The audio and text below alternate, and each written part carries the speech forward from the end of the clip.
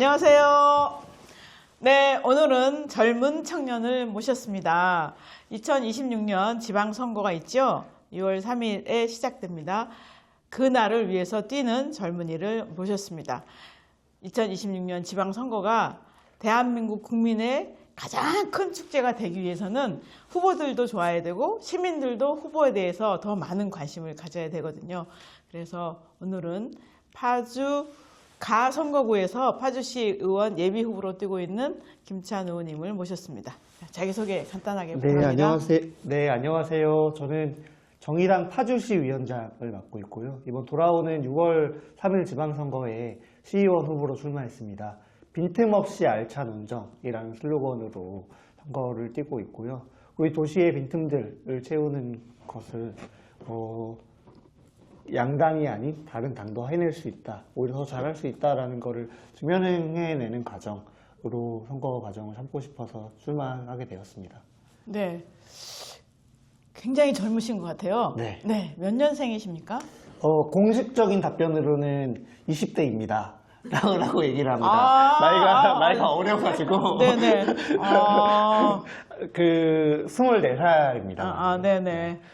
그러니까요. 24살부터 시작해갖고, 예전엔 40대도 대통령 후보로 나오고 그랬잖아요. 그러니까 지금부터 하시는 게 맞습니다. 사실은. 네, 지금 너무 정치권이 노후화돼서 그런데, 네. 저 청년의 도전을 응원합니다. 감사합니다. 네네. 그러면 김찬호 님이 운정에 빈틈을 메우는 정치를 하겠다고 했는데, 빈틈이 뭐죠? 제가 경험했던 빈틈으로는 경기도에서 2021년부터 생리용품 보편 지원 사업을 했는데 파주시는 돈이 없다고 참여하지 않고 있었어요.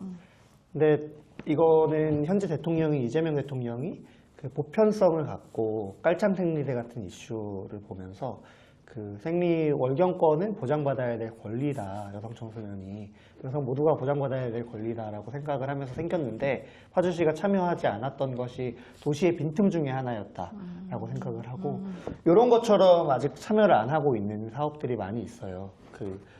간병 SOS 사업이라든지 경기도에서 하고 있는 사업인데요. 이런 것들이 도시의 빈틈으로 작용하고 있다라고 생각을 하고 있습니다. 네. 그러니까 그런 빈틈을 찾아서 시민의 복지, 안녕, 행복권 이런 거를 하겠다라는 거잖아요. 네, 맞습니다. 그런데 젊기 때문에 보통 우리 세대 같은 경우는 이제 자기 또래랑 얘기를 많이 하게 되는데 그러면 청년들 얘기만 듣게 되는 거 아닌가 이런 우려를 할 수도 있을 것 같아요. 어떠세요? 제가 지난번 4년 전에 도의원 후보로 출마했다가 950표를 받고 2.59%를 받고 낙선을 했습니다. 그때 이후로 다시 운정 1동을 중심으로 출마를 해야겠다라는 생각을 계속 하고 있었어가지고 다양하게 시민들을 만나왔기 때문에 아무래도 조금은 청년들에게 편협된 것이 없지 않겠지만 그래도 다양하게 어우르려고 최선을 다하고 있고 다만 그런 것도 있는 거죠. 아까 처음에 시작할 때 말씀하셨다시피 파주시 의회에 30대 의원이 1명인가요? 되게 적은 인원수인 걸로 알고 있는데 세대적으로 봤을 때도 청년들이 제대로 대변받고 있지 못하고 있는 것이기 때문에 청년의 목소리가 더 반영된다고 하는 것이 그렇게 크게 문제일까라는 것은 우리 사회가 함께 고민하더라도 그렇게 반대의 의견은 크지 않을 거다라고 생각을 하고 있습니다. 네네. 그러면 지금 시의원 도전을 하셨는데 5년 전에 도의원도 했었고 4년 전에 도의원도 했었고 하시는데 젊은 나이에 정치에 참여하는 수준을 가장 높은 수준으로 이제 시의원 도전을 하시는데 특별하게 그런 결단을 내리는데 계기가 있었나요? 많죠. 하는데 가장 기억에 남는 거는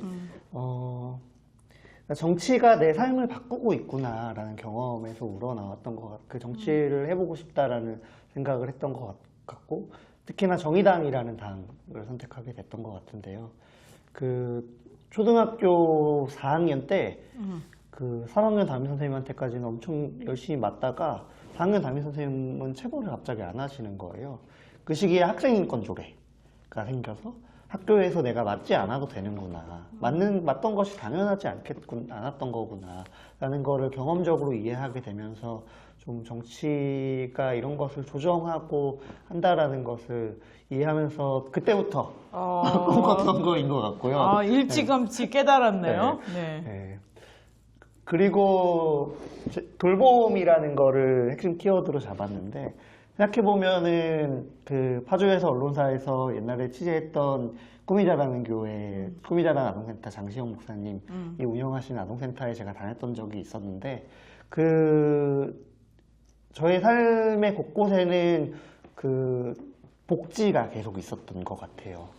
그래서 이런 것이 축소되는 상황들도 있는데 그것이 더 넓어져야 된다라고 생각을 하기 때문에 이거를 넓히는 일은 정치가 해야 되는 일이다라고 생각을 해서 정치를 하겠다라고 마음먹은 거예요. 네. 진짜 생활 속에서 느꼈네요. 매 맞다가 매를 안 맞게 됐는데 알고 봤더니 학생인권 조례였다. 네. 이거는 잊을 수 없는 깨달음일 것 같아요. 그렇죠? 네. 솔직하게 얘기하면 그때 바로 깨달았던 것 같진 않고요. 네, 나중에 생각해보면 그게 학생인권 조례가 생겨가지고 안 맞아 그 체벌을 내가 맞지 않아도 되게 됐구나. 그럴 수 있죠. 그렇죠. 그렇지만 어쨌거나 선생님이 1학기 때하고 2학기 때 다른 게 뭔 이유가 있었구나 나중에 되새겨서 이렇게 됐는데 네. 그러면은 지금 이게 초등학교 학교 다니고 그러면은 이후에 뭐 학교 다니면서 학생회 활동을 한다든가 뭐 자신의 경로를 어떻게 밟으셨는지. 저는 그 3살, 2살에 파주에 이사 와가지고 초등학교는 탄현초등학교라는 곳을 다니고 되게 소규모 학교예요. 입학할 때 인원수가 15명 정도였었던 것 같고 그 졸업할 때는 7명 안팎으로 졸업을 했던 되게 소규모 학교여서 오히려 그것이 그 여러 가지 경험을 할 수 있는 장점이 되었었던 것 같고 그때부터 줄반장을 됐습니다. 회장은 안 하고 반장을 쭉 하고 그리고 중학교에 가서는 반장도 하고 학생회장도 한번 했습니다. 그리고 고등학교를 갈 시기가 되었는데 그런 생각이 들었던 거죠. 내가 학교에 가지 않고 다른 방식으로 혹시 공부해 볼 수 있는 건 없을까? 라는 생각이 들었고 그래서 고등학교를 진학하지 않는다라는 결정을 했습니다. 결정을 하고 그 남는 시간 동안에 뭐 친구들이랑 같이 문학 공부를 한다든지 영화를 본다든지 이렇게 시간을 보냈었고요. 그러다가 2017년, 18년, 17살, 18살 정도에 그 파주의 시민사회라는 것을 알게 되었고 같이 목소리를 낼 수 있는 사람들이 있구나, 동네에 대한 고민을 하는 사람들이 있구나를 알게 되면서 처음 활동은 시민사회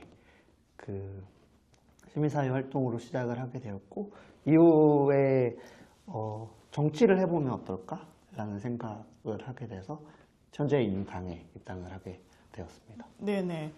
그러면은 고등학교 진학도 안 하고 뭐 본인의 말로는 인문학 공부했다고 하는데 부모님 눈에 볼 때는 얘가 도대체 뭐가 되려나 걱정 엄청 했을 것 같고 그러다가 어느 날 또 동네 사람들하고 막 뭐 지역 운동한다고 뭐 왔다 갔다 하는데 엄청 걱정했을 것 같아요. 그렇죠? 지금도 걱정하고 계시죠? 지금도 하세요? 네네. 걱정하고 계시죠? 부모님이랑 형제는 어떻게 되나요? 제가 그 4남매고요. 제가 셋째 아들입니다. 그리고 여동생이 있고 위로 형 2명이 있고요. 부모님은 그 자영업을 하고 계셔요. 큰형도 자영업을 하고 있는 상태고 부모님은 탄현면에서 자영업을 하고 계시고 큰형은 그 운정사동 야당역 뒤편에서 자영업을 하고 있습니다. 저를 홍보해야 되는데 갑자기 가게를 홍보하고. 네네. 아니 그러면은 큰형은 운정사동이고 부모님 탄현이면 지금 이 선거구하고 빗겨나는 거 아닌가요?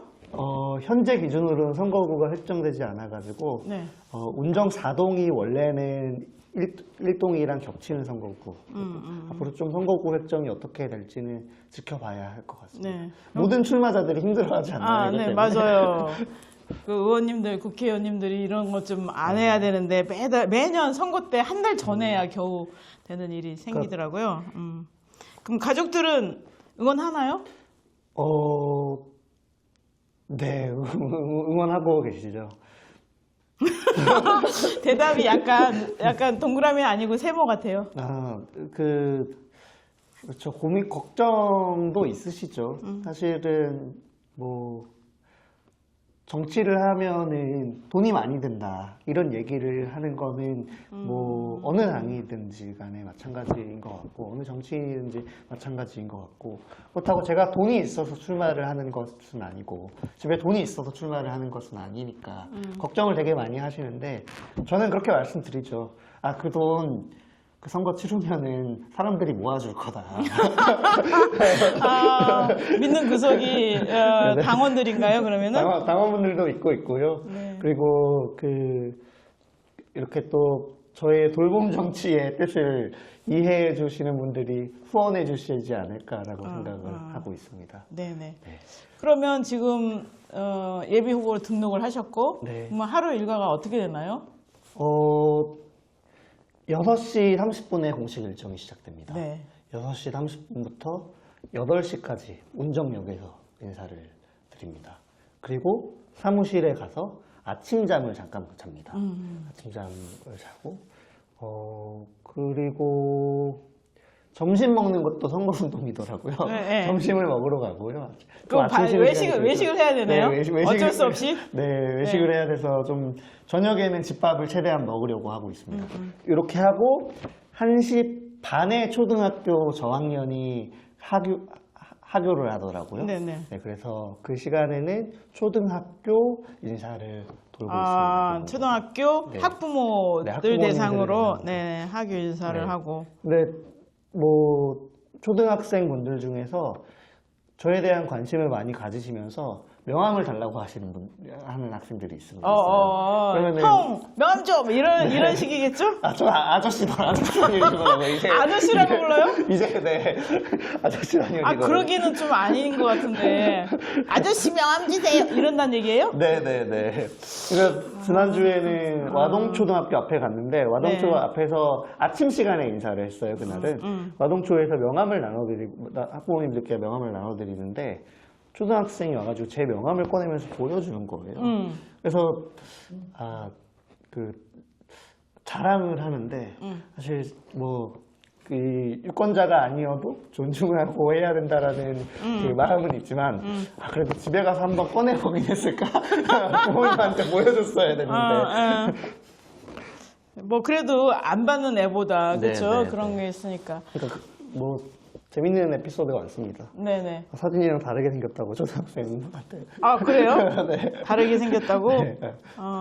실물이 낫다는 얘기인가요?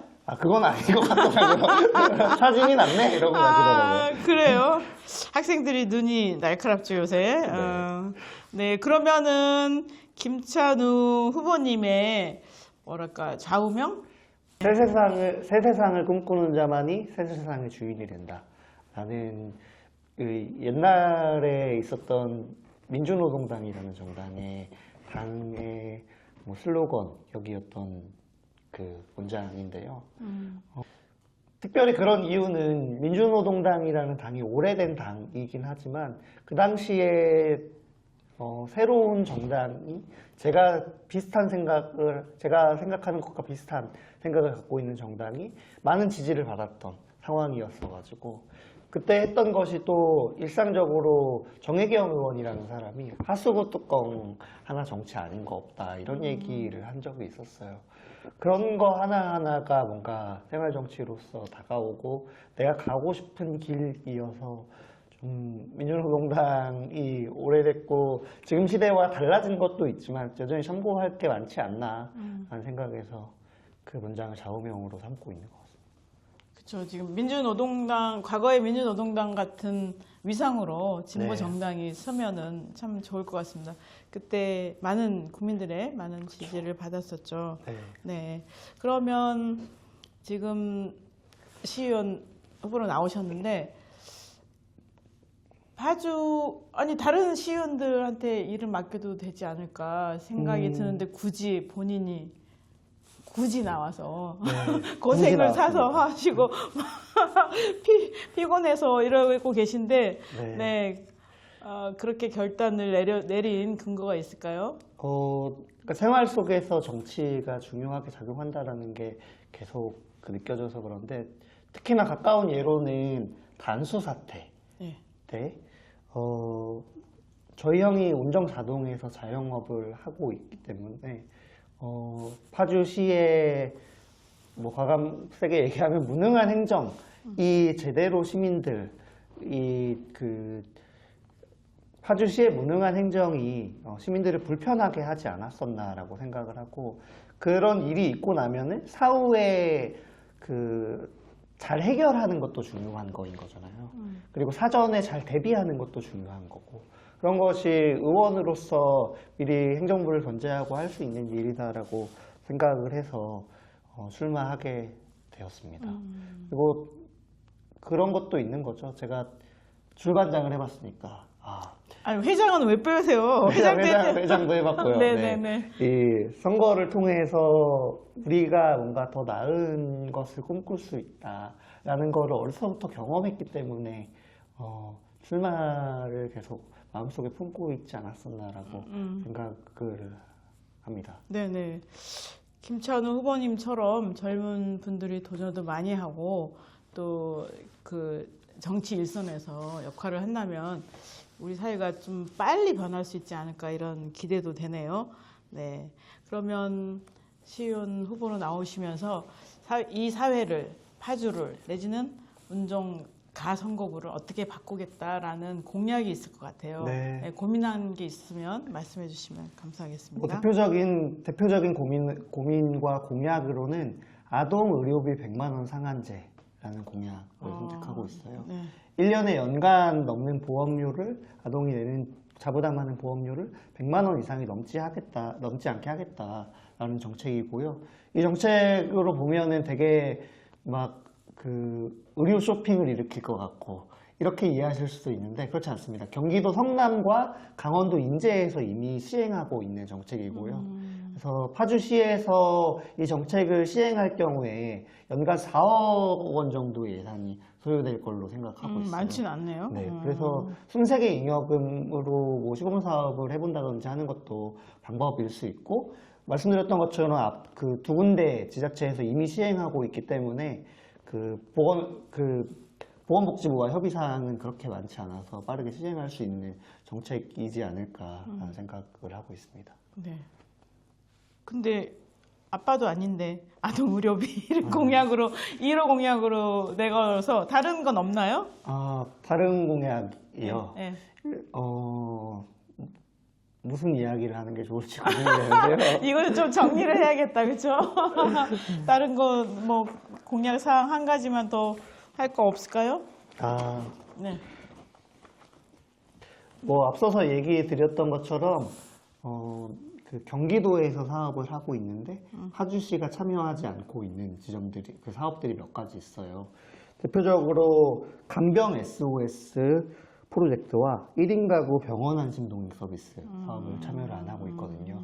제가 생각하기에는 이것이 우리 도시에 비어 있고 이미 사실 경기도 입장에서는 참여를 하겠다라고 하면 예산을 내려주는데 파주시가 참여를 안 하고 있어서 시민들이 수혜를 받지 못하는 사업이기 때문에 빠르게 시작해야 될 사업이지 않을까라고 생각을 하고 있습니다. 네, 이 간병이라든지 1인 가구 노인들 많은데 네. 그렇죠? 예, 동행 서비스 이런 게 참 중요한 것 같습니다. 진짜 빈틈 잘 찾으셨네요. 네, 열심히 찾았습니다. 그리고 추가로 고민하고 있는 거는 네. 보통 요양원을 집에서부터 멀리 떨어진 데로 가는 경우들이 있잖아요. 그러면은 가까이 지내던 사람들과도 관계가 멀어지고 가족들과도 관계가 아무래도 관계는 아니고 자주 못 보게 되는 상황이 발생하는데 내 집 근처에 공공 요양원 시설을 만드는 거를 생각을 하고 있습니다. 공공 요양원을 건립하는 거를 네. 예, 공약을 한다. 네. 부모님 연세가 어떻게 되시죠? 부모님이 72년생, 75년생이십니다. 아, 네. 저보다 젊군요. 저는 요양. 네. 저희 할머니가 최근에 되게 아프셨어가지고 네네. 그런 고민들을 많이 하게 됐어요. 예. 요양원이 많아지고 또 특히 파주는 땅값이 싼 이유로 또 이제 요양 시설이 많이 배치돼서 이제 요양 문제가 많이 들고 또 요양 보호사 인권 문제, 그다음 복지 문제 이런 그쵸. 것도 많이 대두되고 있으니까 공공 요양원이 생겨서 그런 어떤 바람직한 복지 지표 이런 게 생기면 참 좋지 않을까 이런 생각이 드네요. 네, 마지막으로 시민들에게 저 뽑아주세요라는 얘기를 멋있게 네. 해주시면 감사하겠습니다. 네, 사랑하고 존경하는 파주 시민 여러분. 파주시 가선거구 시의원 예비후보 김찬우입니다.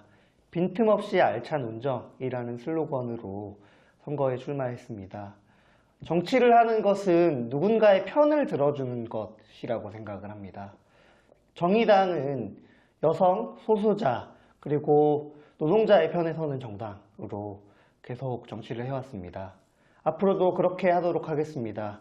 이번에 시의원으로 당선돼서 꼭 필요한 일을 할 수 있도록 많은 지지와 응원 부탁드리겠습니다. 감사합니다. 감사합니다. 알겠습니다.